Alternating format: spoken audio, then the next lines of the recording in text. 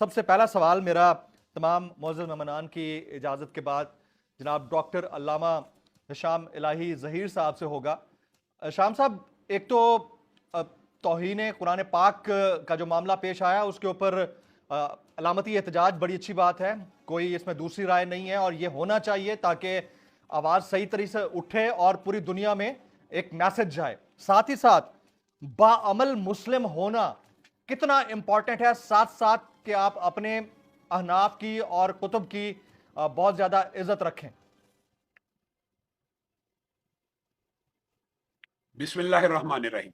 जमील फरूकी भाई, सबसे पहली बात जो आपने दिबाचे में की है कि हमारा मजहब, हमारा कल्चर, हमारी सकाफत इस किस्म की जिनसी हरासमेंट की कतई इजाजत नहीं देता। जब आप ये बात कर रहे थे यकीन मानिए, आपने जब ये जुमला कहा है ना, पता नहीं उस औरत का ताल्लुक किस मजहब से है, तो मेरे सामने मदीना का वो सारे का सारा वाकया आ गया कि यहूदी गुंडे अपने ही मजहब और मिल्लत की बेटी की इज्जत के ऊपर हमलावर हो गए। उस बेटी ने बड़े वास्ते दिए कि मैं मूसा को मानने वाली, तुरात को मानने वाली, लेकिन गुंडा गुंडा होता है, उसका कोई मदहब असल में होता नहीं है। जैसे आप कह रहे हैं ना, बाअमल होना कितना जरूरी है।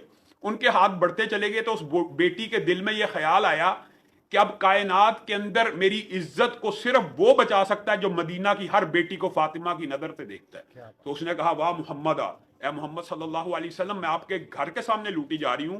तो रसूलुल्लाह सल्लल्लाहु अलैहि वसल्लम ने वो चादर जिसकी वजह से कभी उनको या अय्युहल मुज़म्मिल कहा गया, कभी उनको या अय्युहल मुदस्सिर कहा गया, वो चादर उस बेटी के सर पे डाल दी और कहा, मदीना में रहने वाली है बेटी, तू किसी यहूदी की बेटी नहीं बल्कि मोहम्मद सल्लल्लाहु अलैहि वसल्लम की बेटी। ये हमारा मदहब, ये हमारा दीन हमें सिखाता है। ये जिनसी हरासमेंट का जो वाकया है, आपको और मुझे इस बात को उठाना होगा कि हम ऐसे मजमूम अनासर की इस तरह हौसला शिकनी करें कि इनको चौकों और चौराहों में, कम अज कम जिसने ये जिनसी हरासमेंट की है, इसको चौक और चौराहे के अंदर सदा दी जाए।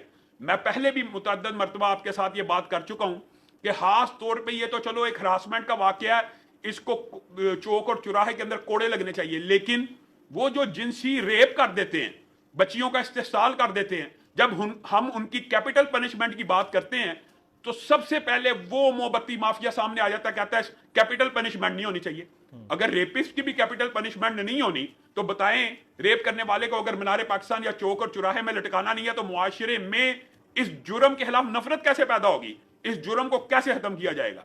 और दूसरी बात जो आपने योम तकदीस कुरान के हवाले से की है, अल्लाह के फजल करम से जमीयत अहले हदीस पाकिस्तान ने भी मुल्क भर के अंदर 1000 से ज्यादा मसाजिद के अंदर एहतजाजी प्रोग्राम किए और 150 से ज्यादा जगह पे एहतजाज हुआ। इसी तरह जमात इस्लामी में फरीद प्राचा भाई और दीगर मजहबी जमातों ने आज योम तकदीस कुरान मनाया। इसका जो आपने एक ये पहलू छेड़ा ना, ये बड़ा अहम है कि हम हर बंदा हाफिज कुरान तो नहीं बन सकता, लेकिन मुहाफिज कुरान तो बन सकता है ना, अमली तौर के ऊपर। आपने ये जो बात की है ना, अमली मुसलमान बनना, मैंने आपने ये जो बात की है, मैं अपना मुशाहिदा आपको बताता हूं जमील फरूकी भाई। मैंने बहुत से मुसलमानों को, बेअमल मुसलमानों के दिलों में रसूलुल्लाह की मोहब्बत देखी है, बेअमल मुसलमानों के दिलों में। लेकिन असल में मोहब्बत का तकादा यह है कि हम बाअमल मुसलमान बन जाए। ठीक है, ये आपको और मुझे इंटेलेक्चुअल लेवल के ऊपर भी मगरब से डिबेट करने की जरूरत है। आज ये वक्त है जमील फरूकी भाई कि हम इंटेलेक्चुअली डिबेट कर सकते हैं कि ये आपने जो काम किया है, क्या ये फ्रीडम ऑफ स्पीच है, ये हेट स्पीच है। आप जानवरों के एहसासात को छेड़ने के खिलाफ हैं, आप जानवरों के एहसासात को मजरूह और जज्बात को मजरूह नहीं करते। आप 2 अरब मुसलमानों के जज्बात को किस असूल के तहत, मगरब अपने असूल के तहत भी मुसलमानों को के जज्बात को मजरूह नहीं कर सकता, जो असूल उन्होंने बनाए। उसकी मैं एक मिसाल देता हूं, फिर बात आप दीगर शुरका को चाहे दावत दें। मुझे बताइए, तुहीने अदालत के, हद के इज्जत के कवानीन यूरोप में मौजूद है कि नहीं? हद के इज्जत के, यानी किसी इंसान की इज्जत को अगर हाथ डाला जाए तो उसके कवानीन मौजूद हैं। अगर फौज को छेड़ा जाए मौजूद है, परचम को जलाया जाए मौजूद है, करेंसी नोट को जलाया जाए कानून मौजूद है, दस्तूर को जलाया जाए कानून मौजूद है। तो आप किसी मजहब की इल्हामी किताब को जला दें तो कानून और ज़ाब्ता हरकत में नहीं आना चाहिए। ये जो अभी आपने खबर दी है, अगर ये खबर दुरुस्त है तो हम सब मुसलमानों को इस खबर को वेलकम करना चाहिए कि अगर वाकई वो इस बात को सोचने के ऊपर मजबूर हो गए हैं कि हमें कानून साजी करनी चाहिए इल्हामी किताबों के बारे में, तो ये एक खुश आइन बात है, इसको बहरहाल वेलकम करना चाहिए। Very right. अल्लामा साहब साथ मौजूद रहिएगा। अल्लामा साहब, किरदार को किस तरह डिफाइन किया जाए? और फिर एक तो है उमूमी किसी शख्स का किरदार, फिर सियासी जमातों में बैठे हुए मजहबी जोमा का किरदार, जो इंटरेस्ट बेस्ड इकोनॉमी को लेजिटिमेट करार देते हैं और बात भी दीन की करते हैं, इसके ऊपर जरा रोशनी डालिएगा। तो आपका सवाल है, मैं उसकी तरफ आता हूं। ये मईशत, अगर आप एक मर्तबा अल्लाह के लिए उनके साथ तजारती सफारती हर किस्म के ताल्लुकात मुनक़ते करके देखिए तो सही कि ये मईशत और रिज़्क़ की कुंजियां अल्लाह के हाथ में है कि इन मुमालिक के हाथ में है। आपने जो दूसरी बात की कि वो मजहबी जमातें जो सूद की हमायत करके IMF के सारे एजेंडे की हमायत करती हैं, मैं समझता हूं उन मजहबी जमातों को अपने मजहबी जमात का नाम खत्म कर देना चाहिए। सूद अल्लाह के खिलाफ जंग है, अल्लाह के खिलाफ जो जंग लड़ेगा वो फेल होगा। ये पाकिस्तान की मईशत की बर्बादी की एक वजह ये भी है, जो आप सवाल बार बार कर रहे हैं ना, अमली किरदार। अमली किरदार हमारा ये है कि हमें हुर्मत कुरान तो बड़ी अजीज है, लेकिन कुरान के अंदर जितनी बातें लिखी हम उनके खिलाफ है। रसूलुल्लाह सल्लल्लाहु अलैहि वसल्लम और कुरान की आयात में सूद हराम है, अल्लाह के साथ जंग है, हम वो जंग नहीं छोड़ेंगे, वो हमने अल्लाह के साथ लड़नी है। और फिर हम चाहें कि मईशत मुस्तहकम हो जाए, स्वीडन के साथ ताल्लुकात मुनक़ते नहीं करने चाहिए, मईशत को बड़ा नुकसान पहुंचे, यही साहब कहते थे। अब वो अच्छा साहब का दौर था ना फ्रांस का, तब पूरी शहबाज शरीफ साहब कहते हैं फ्रांस के सफीर को मुल्क बदर किया जाए, हम एहतजाज करते हैं। आज स्वीडन ने काम किया, सब एहतजाज कर रहे हैं। तो ये सिर्फ वक़्त का तिलकल अय्याम, ये सिर्फ वक़्त है जो लोगों के दरमियान बदल रहा है।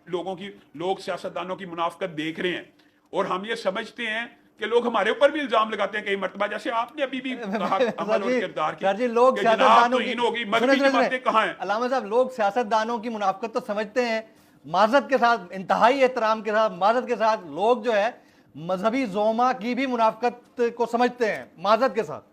ये मैं बहुत ही सीरियस कमेंट है, लेकिन करना है।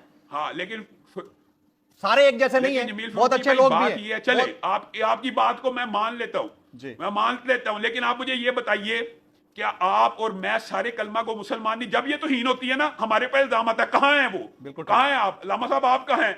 या एक खास जमात को भी कहा जाता है कि आप कहां हैं? और भाई कुरान का दिफा सिर्फ मजहबी जमातों की जिम्मेदारी है, हर कलमा गो की। ये भी तो आप इस एंगल को भी देखें। और दूसरी बात जो आप ये बात कह रहे हैं, जो शुएब भाई ने भी की है कि अमल जो है ये मिंबर और मेहराब या उलमा किरदार शादी में नाकाम हुए हैं, तो ये बात 100% गलत है जमील फरूकी भाई। उसकी वजह ये है, आज भी मुआशरे के अंदर जो चंद आपको हिलाकी इक़दार नजर आ रही है, उसके पीछे मिंबर का किरदार है। और बिलफर्ज अगर एक भी ना हो तो मुझे बताइए, क्या अंबिया जिनके पीछे एक बंदा भी नहीं लगा, क्या उनकी दावत नाकाम थी?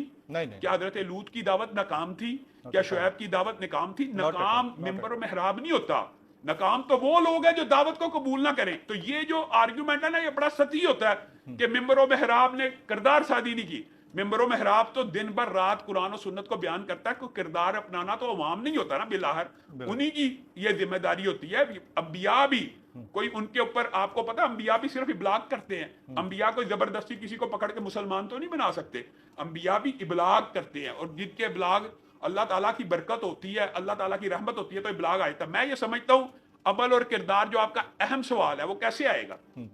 वो ऐसे आएगा कि आज के बाद मैं और आप इरादा कर लें कि हम हाफिज़े कुरान नहीं बन सके। अगर बिलफर्ज आप हाफिज़े कुरान नहीं बन सके, आप मुहाफिज़े कुरान बन जाए, आप कुरान की तलीमात को पढ़ें। हमारे यहाँ सबसे बड़ा अलमिया ये है जमील फरूकी भाई, हम मुसलमान तो नाम के हैं, हम में से कितने मुसलमान हैं जिन्होंने अल्लाह का ये कलाम बा तर्जुमा पढ़ा हुआ है?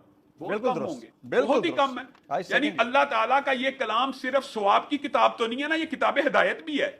हमने इसको सिर्फ सवाब के लिए रखा हुआ है, बच्ची की रुखसती के लिए रखा हुआ है, दम के लिए रखा हुआ है, शिफा है इसमें, सवाब है, इस बात का इनकार नहीं है। लेकिन इसको समझना भी तो होगा ना, इसको अमल होना भी तो जरूरी है। बिल्कुल ठीक है।